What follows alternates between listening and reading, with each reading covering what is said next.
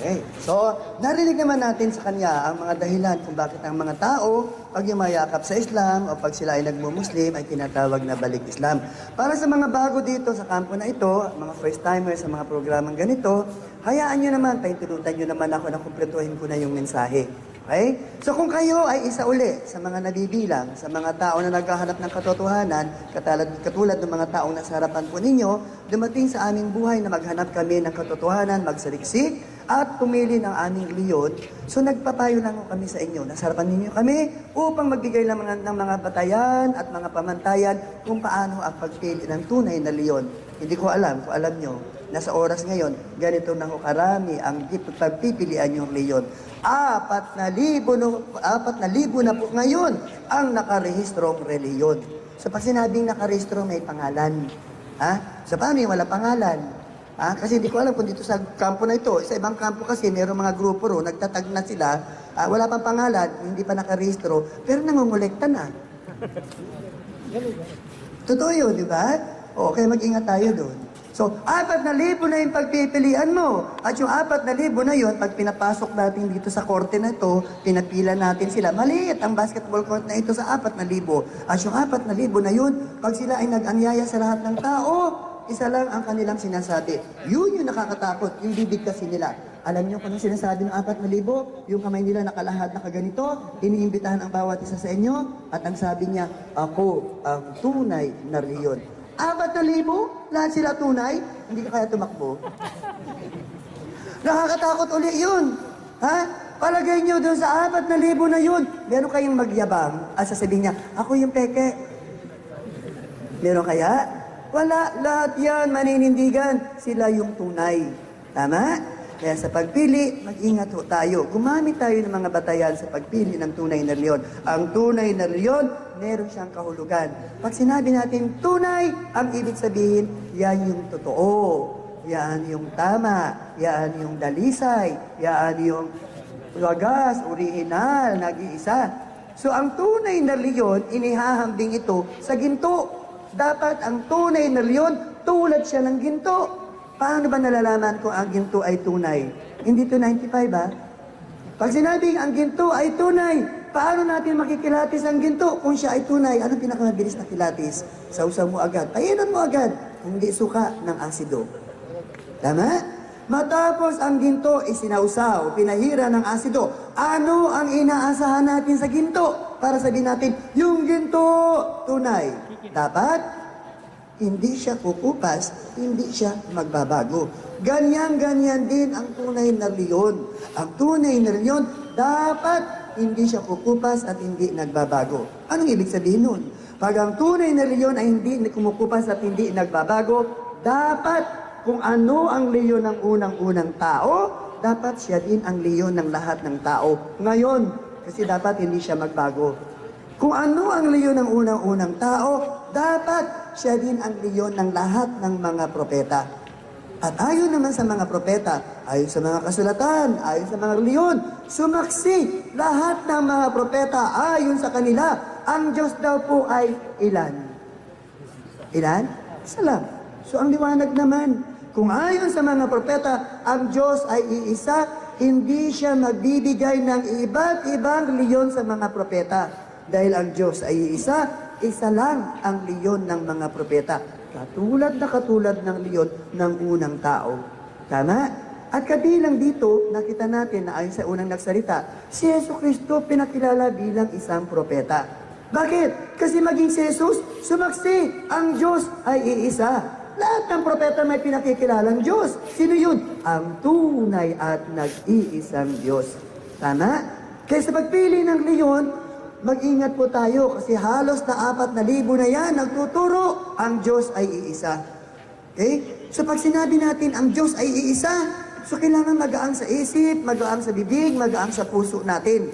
Pag sinabi mo ang Diyos ay nag-iisa, dapat bilang na bilang pa lamang siya ay iisa. Sa bilang pa lamang, dapat siya ay iisa. Kung kayo ay merong anak at gusto niyang matutong magbilang, paano niyo tuturuan ang pagbilang ng inyong anak? Musmos sa gulang, murang edad, gusto magbilang. Paano niyo siya tuturuan? Ganito ba? Anak, ang pagbilang ganito. 1 plus 1 plus 1 plus 1 equals 1. Tinuruan mo na ng mali, sinigawan mo pa. Ganyan ba ang tamang pagbilang? Hindi. Dahil mura lang ang edad niya, murang isip. So ang tamang pagbilang, ganito, anak, ganito ang pagbilang. Ang isa ay isa, ang dalawa ay dalawa, ang tatlo ay tatlo, ang apat ay apat. Bibigyan mo siya sa kanyang isip ng iba't ibang uri ng bilang. Bibigyan mo siya sa kanyang isip ng iba't ibang katangian. Hindi ba yun yung magaang? Tama? Ikaw nga, nasa tamang edad ka na. Gusto mo ba yung pinirmahan mo ang kontrata, sabi sa agency, ang sahod mo 3,000 ha, pinirmahan mo ha. Pero pagdating mo ng Saudi, 1,000 nang bibigay sa iyo ha. Magreklamo ka pa ba? Pagdating mo dito, unang sahod mo, binigay sa iyo 1,000. Magreklamo ka pa? Siyempre hindi na. Bakit? Kasi yung 3,000 at saka 1,000, di ba isa lang? Kaya niyo yun? Di ba? So, paano nyo ilalagay sa isip yun? Kaya pag ang sinabi natin, ang Diyos ay iisa, bilang pa lamang siya ay isa. Pag sinabi nyo, ang Diyos ay nag-iisa, may asawa ba siya? Meron ba? So, dapat wala. Kasi ang Diyos, pag binigyan mo ng asawa, hindi na siya Diyos. Kasi sa mga libro, ang sabi ng Diyos, ako ay Diyos, hindi tao. So, hindi pwede ang Diyos ay naging tao, siya ay nasa tao, dumaan sa tao. Bakit? Kasi ang tao marumi para sa Diyos. Saan ka ba dumaan? Hindi ba marumi yan para sa Diyos? Tama? So, hindi pwede na ang Diyos ay dadaan sa tao. Bakit? Kasi ang tao ay marumi para sa Diyos. Kaya pag ang Diyos, binigyan mo ng asawa, ginawa mo na siyang tao. Ikaw nga, dito sa mundo, ang tao, nagparamihan sa asawa. Akala niyo, Muslim lang ang marami asawa? Marami akong kilala, isa lang ang pinakasalan niya. Pero anong tawag mo doon sa dalawang binabahay pa niya? Di ba? So kung ikaw yung kabit, hindi ba masakit yun? Masakit na sinasabi sa'yo, kabitahin niya ka pala. Di ba? Oh, sa Islam, lahat ng pinakasalan mo, asawa. So iba yun. Iba ang tawag sa'yo, asawa. Okay? So dito sa mundo, ang tao nagparamihan sa asawa. So pag ang Diyos binigyan mo ng asawa, hindi na siya iisa. Bakit? Yung asawa mo nga, mas makapangyarihan pa nga sa iyo eh. Diba? Kasi membro ka ng Takuza. Alam niyo yun? Ha? Naparehistro na kayo ron? Hindi pa. Okay. So, ikaw nga, yung asawa mo, mas matapang pa sa iyo. Yung asawa mo, siya ang nagdidesisyon sa iyo. Paano pa ang Diyos kung merong asawa? Di ba? So, hindi natin pwede tatanggapin na ang Diyos ay merong asawa. Tanong, kung ang Diyos ay walang asawa, may anak ba siya? May anak ba siya? Wala siya asawa. May anak ba siya? So, lalong wala. Kaya hindi natin pwedeng tanggapin ang doktrina ng mga tao na ang Diyos ay marami. Kasi merong leyon nagtuturo, ang Diyos ay 6, 10, 100, 1,000, 1,000,000. Akala nyo mali? Maraming leyon, ganyan ang tinuturo sa tao na ang Diyos ay marami. Bakit? Kasi ang kanilang hula, ang Diyos nanganganak. So hindi pwede kasi ang Diyos ay iisa lamang. Tama? Kaya mag-ingat po tayo sa pagpili ng leyon na ang Diyos ay dumarami. Okay. Katulad po natin, narinig natin kanina, ako ha, nagsasalita ako para sa sarili ko. Nung ako ay Kristiyano, talagang litong-lito ako. Bakit? Kasi dinoktrinahan tayo. Ano doktrina sa atin? Maniwala ka, ang Diyos ay iisa. Totoo naman, ang Diyos ay iisa. Pero, may kasunod yun. Ang Diyos, mayroong 3 persona. Okay? Tinuro sa atin, ang Diyos ay Ama, ang Diyos ay Anak, ang Diyos ay Espiritu Santo. Tama? So 3 ang katauhan na pinakilala sa atin. Merong Ama, merong Anak, may Espiritu Santo. So dito, tuturuan ka magsinungaling. Bakit? Kasi yung 3 na ito, hindi mo pwedeng sabihin 3. Ang sasabihin mo, pag tinanong ka, ilan ang Diyos? Ilan ang Diyos? Isa. Pero ang tuturo sa iyo, magkakaiba. Yung Ama nasa matandang itsura, yung Anak nasa binapilyong itsura ni Jesucristo. Yung ibon, anong ay ibon? Yung Espiritu, anong anyo niya? Ibon, nag-anyong kalapate. Iba ang itsura niyong Diyos na pinakilala nila. Pero pag tinanong ka, ilan daw sila? Isa. So paano mangyayari? Sige nga, pag samasamahin mo nga yung 3 figura na yan, at sabihin mo sa akin, ang Diyos nga ay isa. Subukan nyo nga pag samasamahin sila, at sabihin nyo sila ay isa. Nakakatakot yun. Ang labas nun, alien yun. Diba? Sige nga po. Isa lang pakiusap sa inyong lahat. Minsan lang po ito. Huling pakiusap ko lang sa inyo. Pikat nyo nga ang mata nyo. Pikat nyo lang po ang mata nyo. Pikat nyo lang yung mata nyo. Okay. Ngayon, pikat nyo lang bro ang mata nyo. Ngayon sabihin nyo sa akin, ilan yung Diyos na nakikita nyo? Ilan po? Ulitin po natin, ilan yung Diyos na nakikita nyo? Ulitin po natin, yung nakikita nyo, ilan? Wala. Ganyan karami ang naniniwala sa doktrina na yon na ang Diyos ay tatlo. Wala. Paki-explain. Bakit? Kasi ang sabi ng Diyos, wala pang nakakita sa Kanya. So, ibig sabihin, kung wala pa nakakita sa Diyos, walang tao ang pwedeng gumawa ng litrato, imahe o figura ng Diyos sa kanyang isip. Kasi walang nakakita pa sa Kanya. Tama? Kaya kahit tatlo yung sinasabi sa inyo, wala kayong nakita. Yung isa nga, pinagdudahan nyo pa. Oo, sa paniniwala, siya ay isa. Pero para sabihin nyo sa akin, may nakita kayo, nagsisinungaling kayo. Tama? Kasi wala pang nakakita sa Diyos. Kaya yun, ganun karami ang naniniwala na ang Diyos ay tatlo. Wala. Okay? So, ang aming panyaya sa inyo, hanapin po natin ang tunay na leon. At ang tunay na leon, katulad siya ng leon ng unang tao, ng mga propeta, para na kayo mahirapan. Balikan mo na lang ang leon mo nung ikaw ay sanggol. Ayon sa naunang nagsalita, lahat ng propeta bilang tao naging sanggol. At nung tayo ay mga sanggol, may leon na tayo sa loob ng tiyan ng ating ina. Tama po? So, ang aming paanyaya sa inyo, isa sa ating pagbasihan si Jesucristo. So si Jesucristo, pinakilala bilang isang propeta. So maliwanag, kung si Jesus ay isang propeta, ibig sabihin, tao siya. Naging sanggol nga siya eh. Di ba? Kung anong dinanas mo sa loob ng tiyan ng iyong ina, 9 na buwan, ganon din ang dinanas ni Jesucristo. 9 na buwan sa loob ng tiyan ni Birheng Maria. Tama? So maliwanag, kung si Jesus ay isang tao, isang propeta, meron siyang reliyon. Sa tanong, ano ang kanyang reliyon? So meron reliyon si Jesucristo. So sabi ng Biblia, ayon sa lahat ng Biblia, ang tawag sa mga tagasunod ni Jesucristo, sila ay tinatawag na Kristiyano. At sa gabi ngayon, sa oras na ito, maraming Kristiyano sa loob ng basketball court na ito. Tama? Pwede yung makilala. Taas yung kamay po ng mga Kristiyano. Taas yung kamay ng mga Kristiyano. Oh, marami pa kayo. Ulitin ko po yung sinabi ko. Ang tawag sa mga tao na tagasunod ni Jesucristo, ang tawag sa kanila, Kristiyano. So kung ang mga tagasunod ni Jesucristo, ang tawag sa kanila ay Kristiyano, sagutin nyo nga yung tanong, si Jesus po ba Kristiyano? Ha? Sino yung Kristiyano? Yung tagasunod ni Jesucristo. Tama? So, ibig sabihin, si Jesus, hindi siya Kristiyano. Hindi siya pwede maging tagasunod ng sarili niya. Tama po? Maliwanag, di ba? Magaang pa. Kaya para mas magaang, showbiz tayo. At ngayong gabi, makikilala ko na ang mga fans nito. Okay. Kilala niyo to? Yeah. Si Nora Auna po. Noranian ba si Nora? Noranian ba siya? Hindi. Sino yung Noranian? Bro, ituro mo yung katabi mo. Turo mo yung katabi mo, bro. Iyan. Ang Noranian na sa kampo. Di bali, bro, babawi ka. Ulitin ko. Si Nora ba Noranian?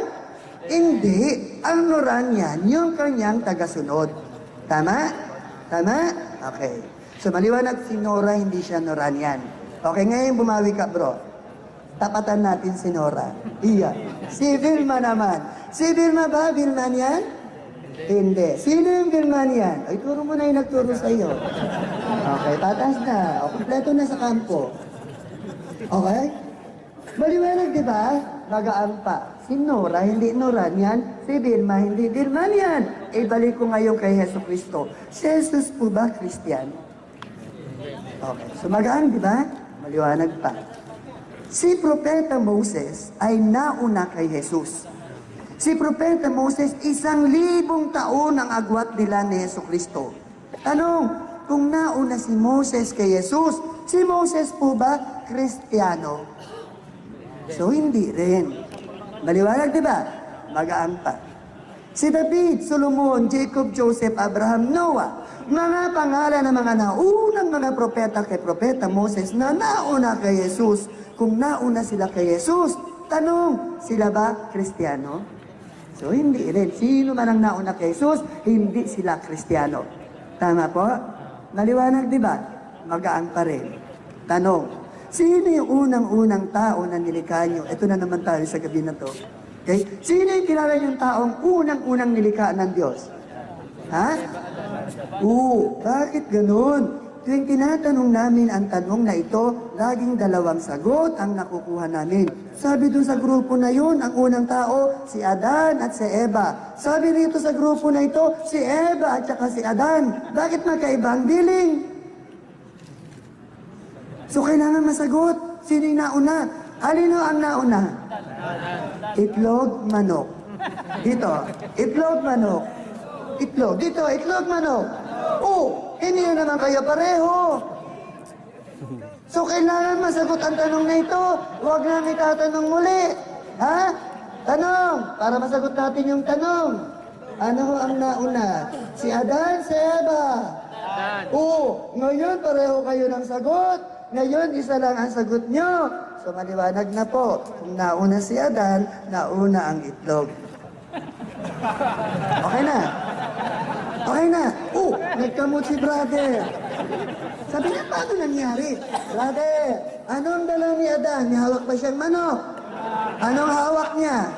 So, nauna ang itlog. Okay na. Ang punto lang naman dito, maliwanag di ba, magaan pa? Ang punto lang natin dito, mula kay Jesus hanggang kay Adan, maliwanag po, walang propeta ay Kristiyano.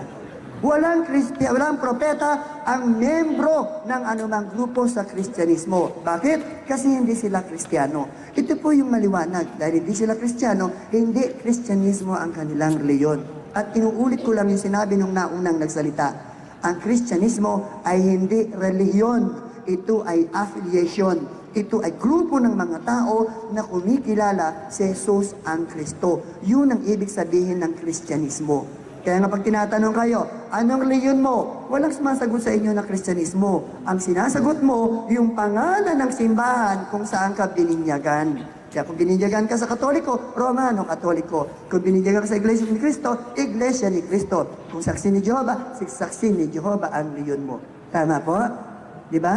So, ang punto uli natin dito, may reliyon si Yesu Cristo. So, ano ang kanyang reliyon? Kung ano ang reliyon ni Jesus, siya din ang reliyon ng lahat ng mga propeta. At para tawagin ko kayong Kristiyano, dapat kung anong reliyon ni Jesus, siya din ang reliyon nyo ngayon. So, ang tanong, ano ang reliyon ni Jesus? Bago natin malaman, alamin natin anong klaseng tao si Jesus. Anong klaseng tao ang mga propeta. Ulitin ang sinabi ng Biblia. Ang tawag sa mga tagasunod ni Jesucristo, ang tawag sa kanila, Kristiyano. So kung ang tagasunod ni Jesus, ang tawag ay Kristiyano, ano ngayon ang itatawag mo kay Jesus? Ano ngayon ang itatawag mo kay Moses sa lahat ng mga propeta na tagasunod ng Diyos? Sumusuko sa kalooban ng Diyos, tumatalima sa kagustuhan ng Diyos. Okay? So sa loob ng Quran, pinangalanan sila ng Diyos. Sa loob ng Quran, sa salitang Arabic, tinawag sila ng Diyos. Ang tawag sa kanila ay Muslim.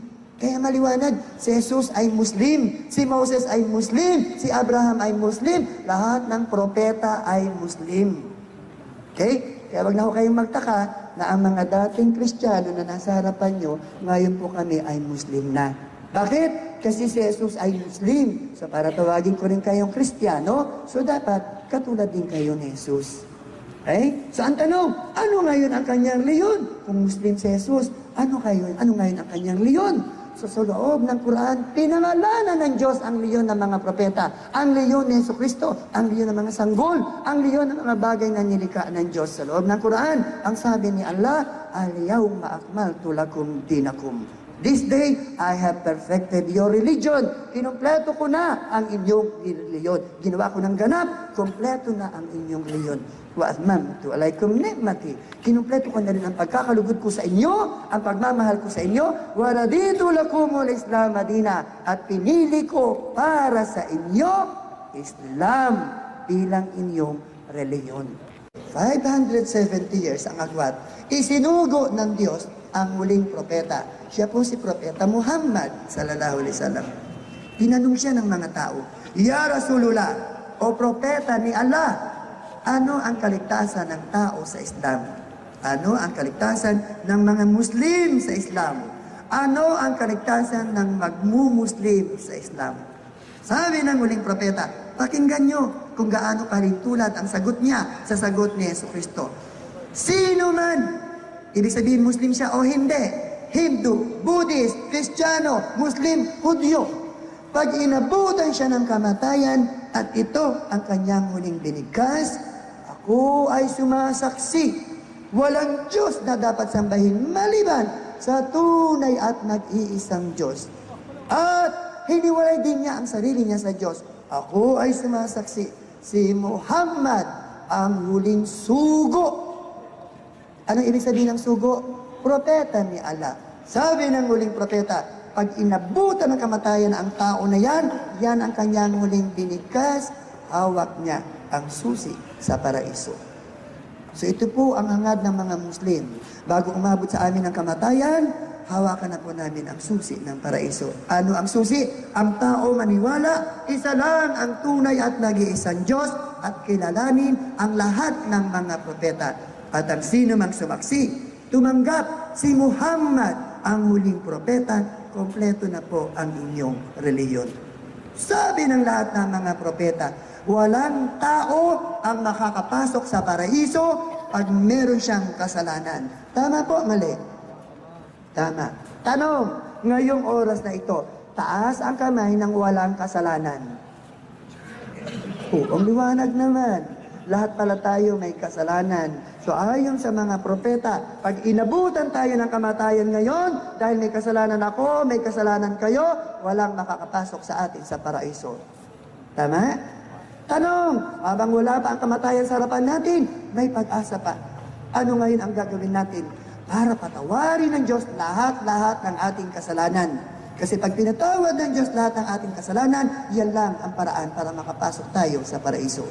So anong alam niyong paraan na patatawarin ng Diyos lahat ng ating kasalanan? Nasa harapan.